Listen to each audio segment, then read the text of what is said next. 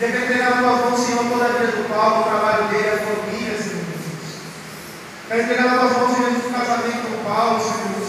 Todas as necessidades desse teu filho amado e chamado, do ministério dele, Senhor. Que o Senhor possa cuidar desse teu filho, Senhor, e usar a vida dele abundantemente, Senhor, onde quer que ele vá. Eu quero pedir a ti, vizinha querida, amada, passa à frente, Senhor. Desça aí para esse teu filho, para que ele possa revelar Jesus para nós, Senhor. Nós pedimos a ti, Nossa Senhora da Esperança. Ave Maria, cheia de graça, o Senhor é convosco. Bendita sois vós entre as mulheres, bendito é o fruto do vosso ventre, Jesus. Santa Maria, Mãe de Deus, rogai por nós, pecadores, agora e na hora de nossa morte. Amém.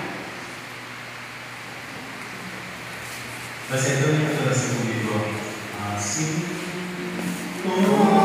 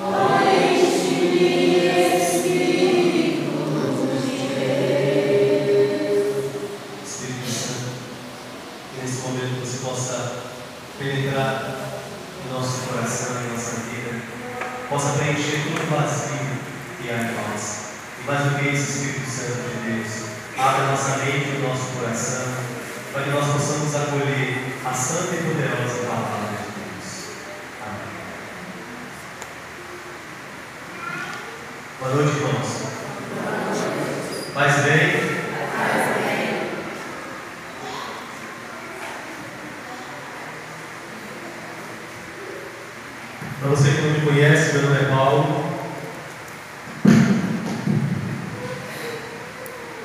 Que a minha voz já veio assim, minha fonha, né? Então o microfone assim já fica melhor ainda. Meu nome é Paulo, eu sou casado com a Marilde há 21 anos, eu tenho 3 filhos, a Caroline de 19, a Daniela de 12 e o João Paulo de 8.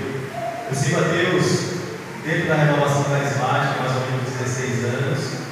E é sempre uma alegria e um privilégio, né, uma graça de Deus, poder anunciar a sua santa palavra. Eu, Paulo, acredito que toda vez que a palavra de Deus é proclamada, ela tem o poder, a palavra, para transformar as nossas vidas. Porque ela é viva e eficaz. E é o próprio Deus que nos fala através da sua palavra. E eu tenho visto a ação poderosa de Deus através do anúncio da sua palavra. Se você vê esse grupo de oração hoje, esperando que Deus fale com você, eu só posso dizer para você uma coisa: se prepare. Se prepare, porque Deus vai falar com você. Talvez Ele não fale aquilo que você quer ouvir, mas eu tenho certeza de uma coisa: Ele falará tudo aquilo que você precisa e eu preciso ouvir esta noite. Amém? Amém. Toma posse da palavra de Deus, porque Deus tem falado com você nesta noite. Amém? Abra comigo a sua Bíblia no Evangelho de São Mateus, no capítulo 7. Capítulo 7, a partir do versículo 24. Evangelho de São Mateus, capítulo 7, a partir do versículo 24. Se a sua Bíblia for na edição da Ave Maria, a página é 1291. 1291. Se a sua Bíblia for na edição da Ave Maria.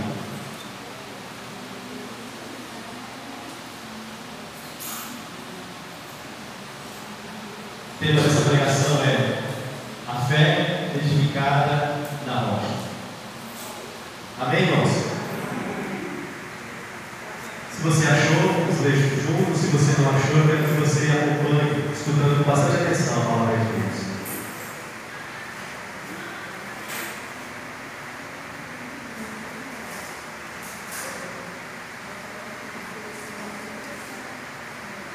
Diz assim a palavra de Deus: aquele, pois, que ouve estas minhas palavras e as põe em prática, é semelhante ao que, irmãos? Que? Não escutei, vou voltar. Aquele, pois, que ouve estas minhas palavras e as põe em prática, é semelhante ao quê? O homem prudente. Que? O homem prudente. Que veja o quê? Não escutei. Edificou sua casa sobre a rocha. Aquele que escuta essas minhas palavras e as põe em prática, é semelhante ao homem prudente que edificou a sua casa na rocha. Vamos adiante. Caiu a chuva, vieram as enchentes, sopraram os ventos e investiram contra aquela casa. Ela, porém, o que, irmãos? Não. Por quê? Porque estava edificada onde? Porque estava edificada na rocha. Mas aquele que ouve essas minhas palavras e não as põe em prática, é semelhante ao quê? Ao homem insensato, que construiu a sua casa sobre a areia. Caiu a chuva, vieram as enchentes, sopraram os ventos e investiram contra aquela casa. Ela caiu, e grande foi o quê? A sua ruína. Queridos, essas são para nós palavras da salvação. Vamos buscar a palavra de Deus.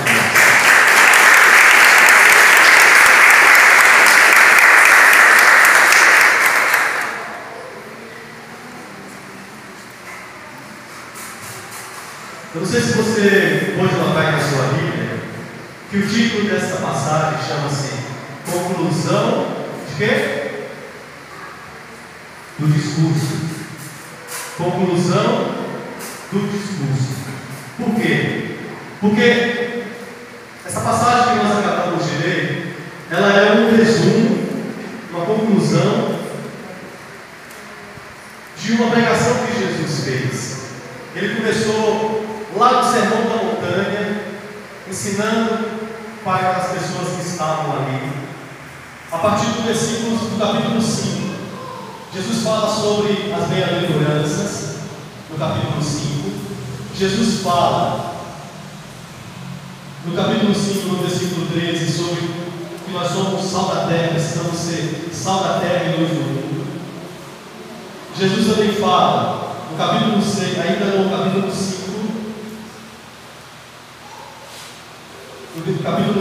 no capítulo 6, ele vai ensinar aos seus discípulos a oração do Pai Nosso, no versículo 9, 6, versículo 9. Ele vai também nos exortar no capítulo, no versículo 19, dizendo assim: não ajunteis para vocês aqui na terra tesouros que o ladrão rouba e que a traça corrói. Mas ele vai falar o quê? Que precisamos ajuntar tesouros aonde? No céu. Ele vai ensinar também no versículo 24 do capítulo 6, que a nossa preocupação não precisa estar no que nós comemos e no que nós vestimos. Ele vai também ensinar no versículo 33 do capítulo 6 que precisamos buscar primeiro o quê? O reino de Deus e a sua justiça, porque tudo mais nos será dado e acresce. Ele vai falar também no capítulo 7 No versículo 13, que nós precisamos entrar pela porta estreita, porque larga é o caminho que leva para a perdição.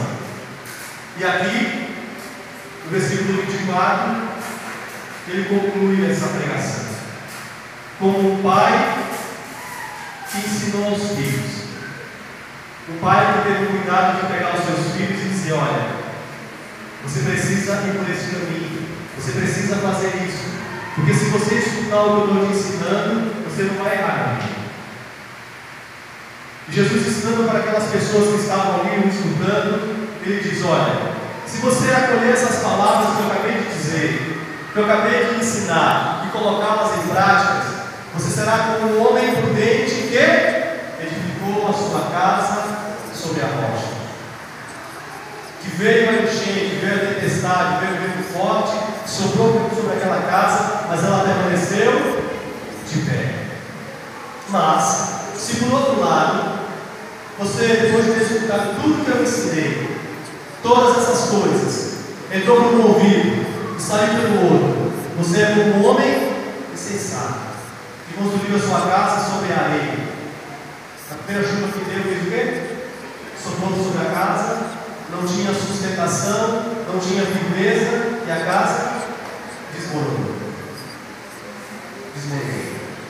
Queridos, a mensagem de Deus para nós esta noite é: nós precisamos edificar a nossa fé na rocha, que é o nosso Senhor Jesus Cristo.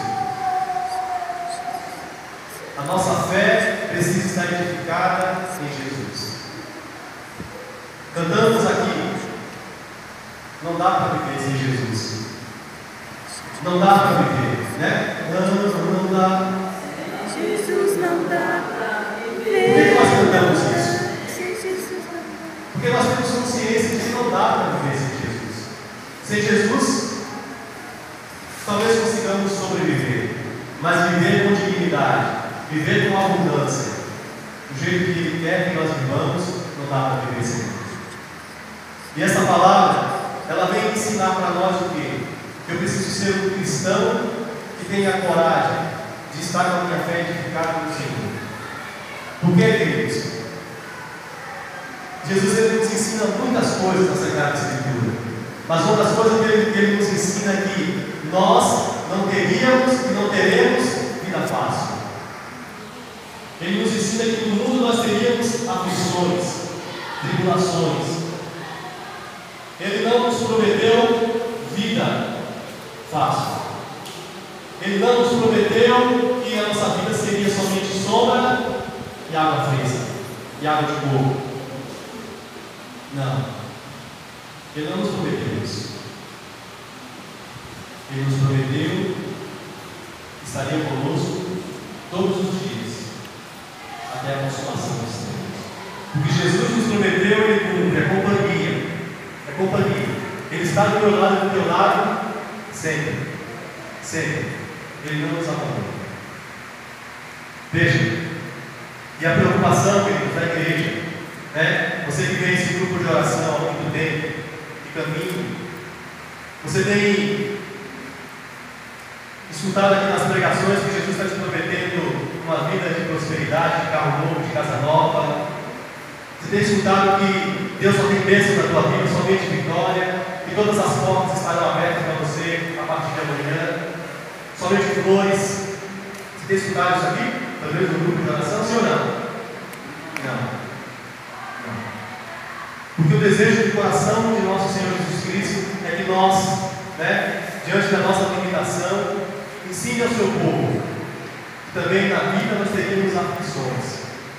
Porque Deus quer esse tempo, não é só para nos preparar somente para a vitória, mas nos preparar também para os dias de tempestade, para os dias de dificuldade, para os dias difíceis. Por quê, irmãos? Se nós não estivermos com a nossa fé edificada no Senhor, na primeira dificuldade que nós encontrarmos no nosso caminho, nós não vamos suportar. Nós não vamos resistir. E como aquele homem sensato que construiu a sua casa na areia, a nossa vida vai para o Eterno. Nós não suportamos.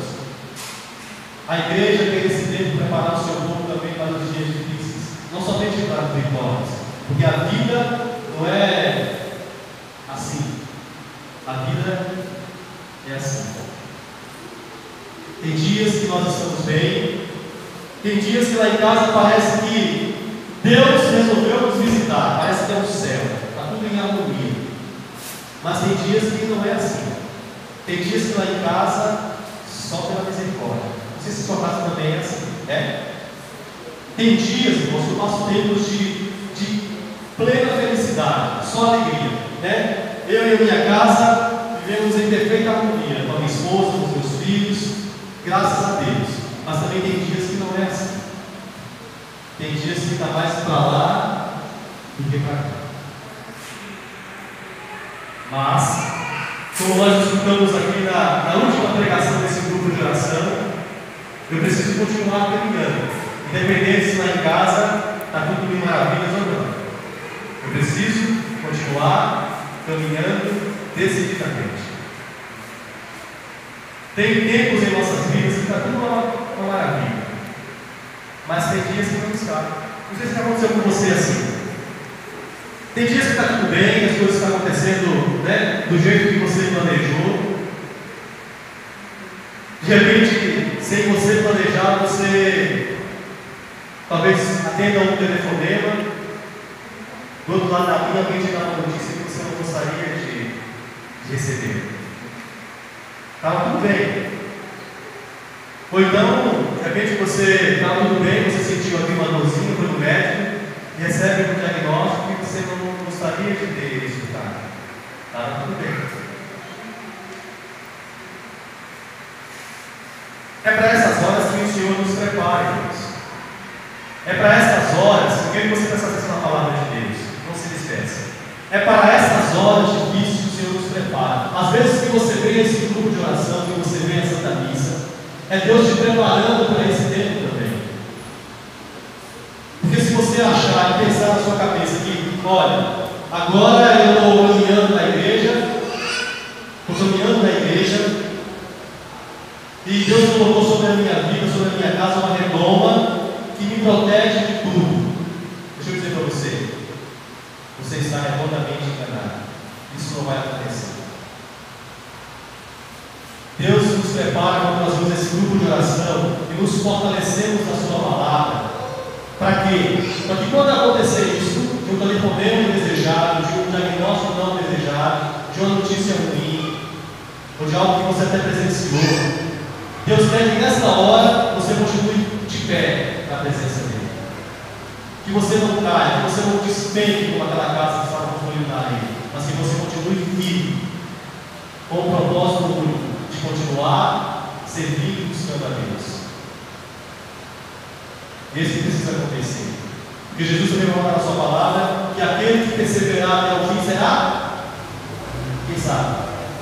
Aquele que perseverar até o fim será salvo. Ou seja, eu preciso continuar caminhando decididamente.